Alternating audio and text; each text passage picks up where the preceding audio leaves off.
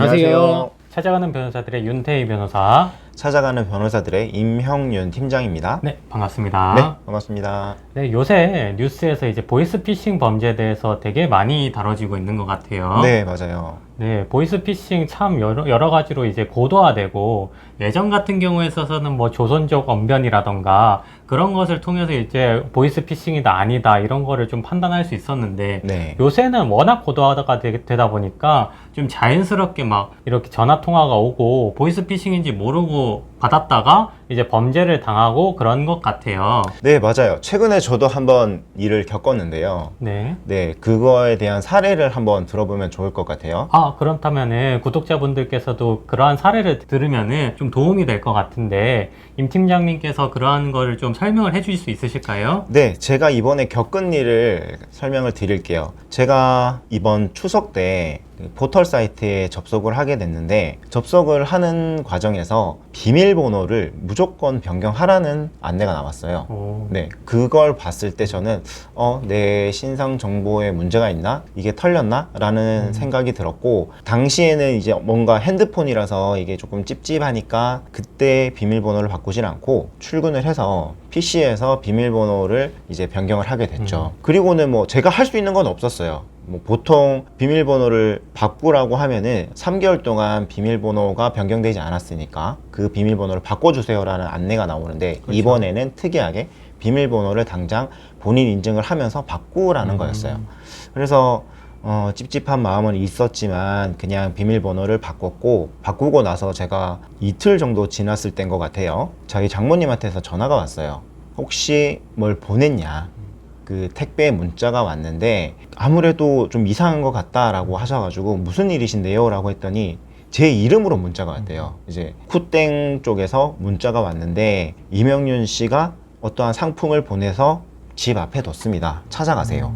이렇게. 그런데 나가보니까 물건은 없는 거죠. 그래서 저한테 혹시나 이게 분실된 건 아닌가 싶어서 확인 전화를 하셨는데, 포털 사이트 생각이 나가지고 그거 아무것도 클릭하지 마시고 그냥 문자 지우세요 라고 하고 그 사건이 끝났어요. 쿠땡 쪽에서도 연락이 올 때는 앱에서 오잖아요. 그렇죠. 네, 앱 푸시 알림으로 해서 뭔가 도착했다는 알림이 오는데 일단 문자로 왔다는 거. 그렇게 일단 마무리를 하고 내게 좀 유출이 되는 건가 보다 그렇게 생각을 하고 있었어요. 그런데 그로부터 일주일이 안 된 기간 안에 이번에는 아버지한테 전화가 왔어요. 너가 보증을 서서 지금 급히 돈이 필요하다고 하는데 그게 사실이냐? 아버지 아니에요. 그거 보이스피싱 같으니까 전화 끊으세요 라고 하고는, 그래 더 이상 연락 오면 받지도 마시고요 하고, 그렇게 또 한 번 더 넘어간 거죠. 어라 지난번에 문자 이번엔 전화네, 이거 어떡하나 라고 하고 있는 와중에 또 한 3일 정도 지나서 어머니한테 전화가 왔어요. 네가 다쳤단다. 그래서 우리 아들 지금 옆에 있는데요 했더니 그쪽에서 전화를 끊더라. 그런데 그들이 요구한 금액이 작은 금액도 아니고, 보증일 때는 3천만 원을 요구했고 이번 제가 다쳤다고 했을 때는 2천만 원을 요구를 하더라고요. 이게 어떻게 해서 다행히 보이스피싱을 당하진 않았지만 그 피해를 모두 당했다라면 최소 2천 이상은 손실이 발생을 하는 그렇죠. 거잖아요. 그러니 부모님께서도 적당한 대처를 해주셔서 이게 쉽게 넘어갈 수 있었는데, 이게 좀 불안하고 찝찝하죠. 그렇죠. 네. 근데 어떻게 보면 이 피해가 없었게 된 이유는 제가 부모님한테 말씀드린 게 있었어요. 전화가 와서 금전 요구를 하고 그리고 제 이름을 대면서 말도 안 되는 이야기를 했을 때는 무조건 저한테 확인 전화를 해라. 그렇죠. 네, 그렇게 해서 예방을 했는데 사실 이것 가지고는 조금 부족한 것 같아요. 최근 영화라든지 아니면은 여러 사례들을 봤을 때 이게 좀 부족함이 느껴졌는데, 특히 이번에 전화가 왔는 두 건에 대해서는 연기력이 정말 뛰어나요. 그 변호사님 이 도입부에 말씀하셨던 것처럼 그 조선족의 말투라고 하셨잖아요. 그렇죠. 그분들은 전혀 조선족의 말투가 아니셨다고 하세요. 그냥 한국 사람이 전화가 와서 그렇게 설명을 했다고 하니까 너무 당황스러웠던 거죠. 네. 그래서 제가 어떻게 해서든 예방은 했는데, 이거 말고도 조금 더 디테일한 예방법이 있지 않을까? 사실 그게 조금 궁금하기도 하거든요. 아, 네. 그렇죠. 네, 그래서 그 부분을 그 변호사님이 조금 더 알려주시면 구독자분들한테 조금 더 도움이 되지 않을까요? 네네. 일단은 그 보이스피싱이 왔다는 것 자체가 개인정보가 어느 정도 좀 노출이 됐다라는 이야기인 거거든요. 아까 임 팀장님께서 말씀하셨듯이 사이트 상에서 개인정보를 입력해 달라라던가 사이트가 해커를 통해서 개인정보가 노출이 됐다거나 그런 식으로 해서 이제 개인정보 연락처를 알아낸 후에 연락이 오기 시작을 합니다. 그렇다면 이제 단순 연락이 왔을 때는 어떤 식으로 대비해야 되는지는 좀 말씀을 드릴게요. 첫 번째는 이제 해외 IP, 해외 그냥 주소로 이제 로그인 되는 그런 거를 차단하는 방식이 있겠고요.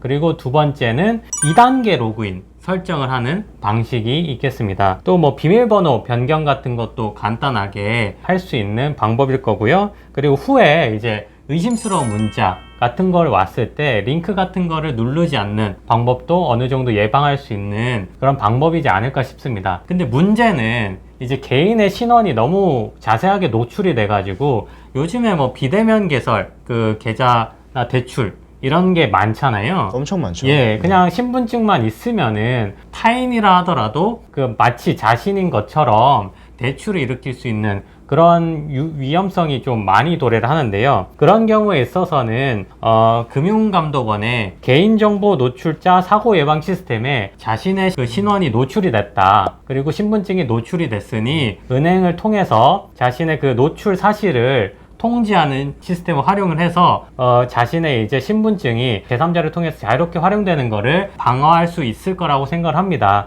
만약에 이 시스템에 등록을 하게 된다면은 은행을 통해서 대출을 일으키거나 계좌를 개설한다 하더라도요. 비대면 같은 경우에 있어서는 그게 어려워지고요. 그리고 이제 대면 계좌를 개설한다 하더라도 신원에 대해서 좀 더 꼼꼼하게 이렇게 조회를 하게 됩니다. 그리고 두 번째로 이제 송금 지원 서비스가 있겠는데요. 아무래도 이제 보이스피싱이 워낙 고도화가 되다 보니까 자신이 보이스피싱에 당한지도 모르고 송금을 하게 돼요. 특히나 이제 어르신분들 같은 경우에서 좀 판단력이 조금 흐려지시다 보니까 어이구 내 아들 내 딸이 뭔가 피해를 당했네 싶어서 이제 덜컥 송금을 하게 되고서 나중에 알게 된단 말이죠.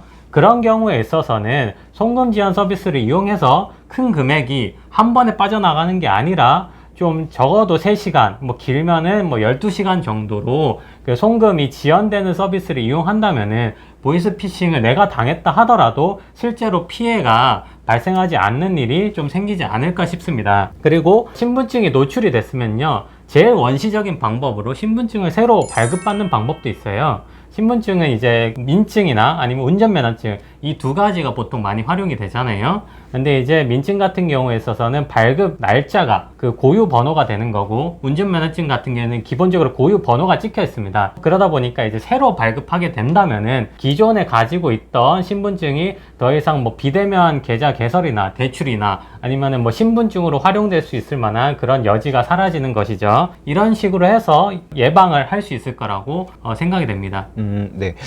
충분히 저희 구독자분들께서 이 부분들을 전부 숙지하고 계시면은 좋을 것 같고요. 제가 방금 생각이 난 건데 하나만 더 말씀을 드리면은 만약 보이스피싱 전화가 오잖아요. 네.